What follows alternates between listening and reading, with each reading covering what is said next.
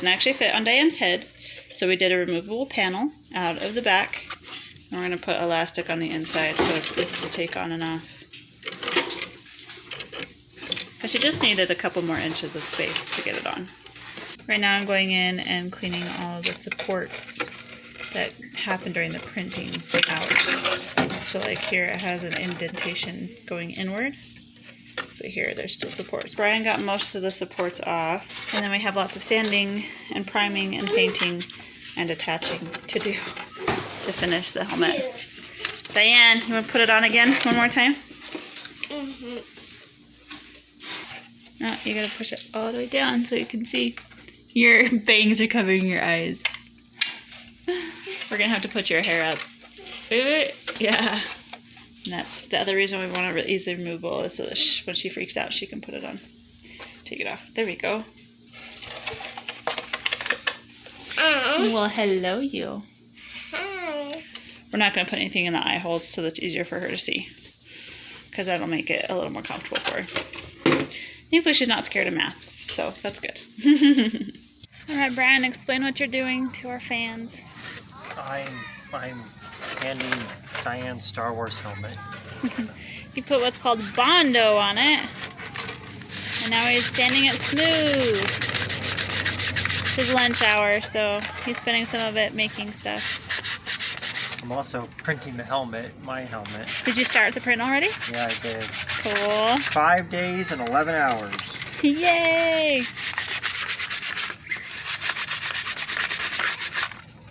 Hi. Hi. A little post-dinner update. I am getting the hard-to-reach places. Brian's still working on sanding Diane's helmet.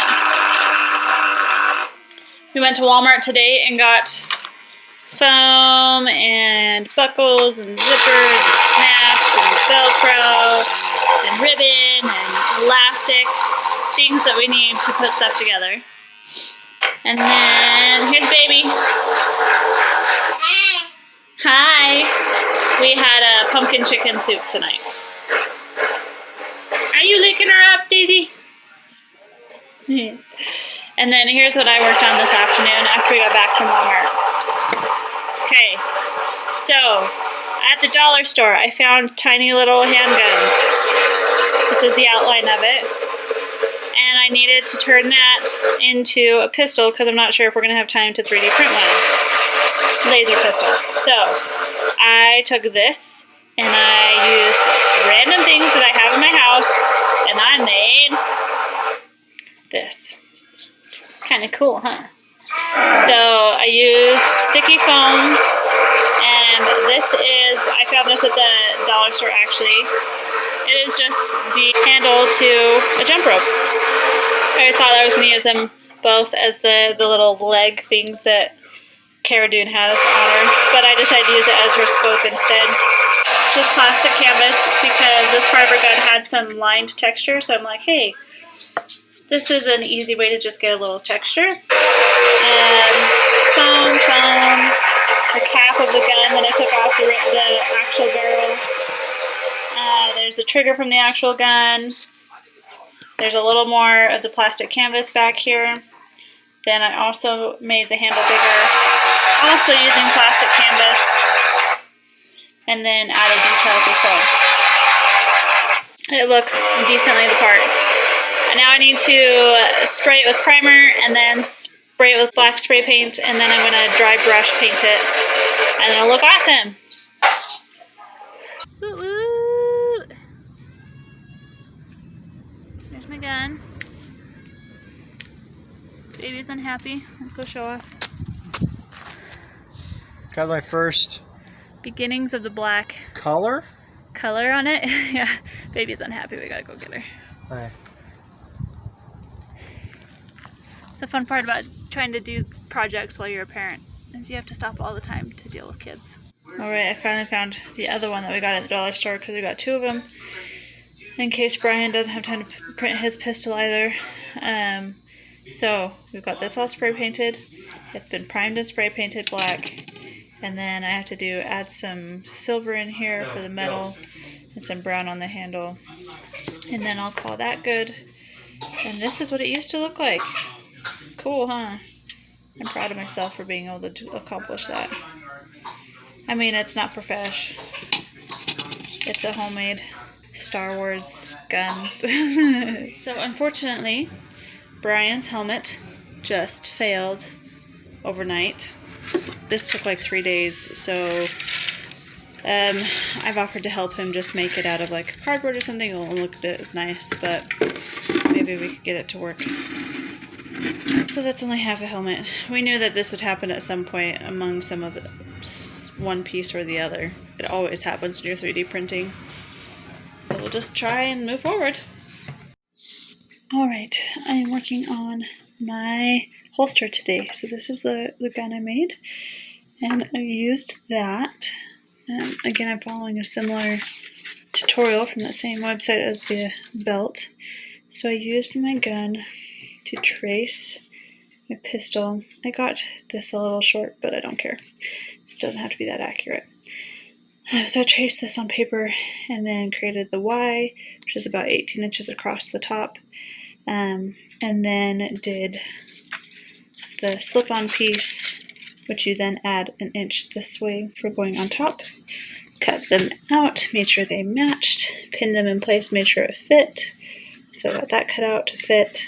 This will be spaced down, then I put the gun on and made a strap that I can button. We're to do a single line hem, and then the bottom is just left open.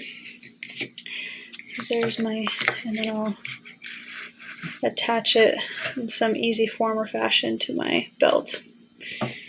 There's my holster, and I have little snaps that I got from the store for this. Alright, so I have the belt and its holster finished. These are just little foam layered and painted. Then I have my little prop pistol. I'm going to paint these silver so that they actually look like they're supposed to. But they're functioning snaps and a functioning holster. Super excited. I'm glad it turned out. I always love it when things I do turn out. And I just attached, if I can get this button closed. I just attached the holster with just a couple of spots because it's not very heavy. So it's not going to take a lot of strain to hold it up. Peekaboo! Are you thirsty? Should we get you a drink? Okay. I think my belt's pretty awesome. I'm going to start working on some armor next. So today I wanted to start making some armor pieces out of the EVA foam that we have. Brian has used this for multiple different random projects. So I am using a picture online of just a armor template that you can buy. I'm not buying it, I'm just using the picture to guess what shape I want to do because I don't need it to be exact. So I made this to fit my shoulder. And then cut out the foam with a utility knife, and then I just popped this in my toaster oven for like 5 minutes on 200, and it curled all on its own, and then I stretched it out in a place right here a little bit to help it form to my shoulder a little bit more. So I think this is going to work really well as a way to form armor, and I'm going to keep going.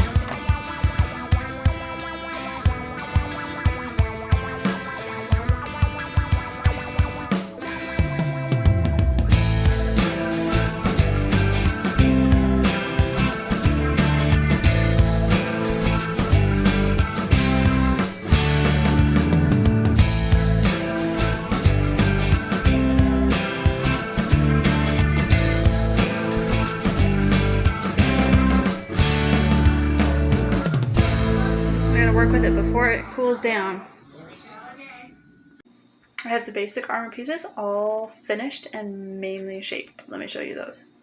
We have front piece, back piece with one little mishap, and the shoulder pads.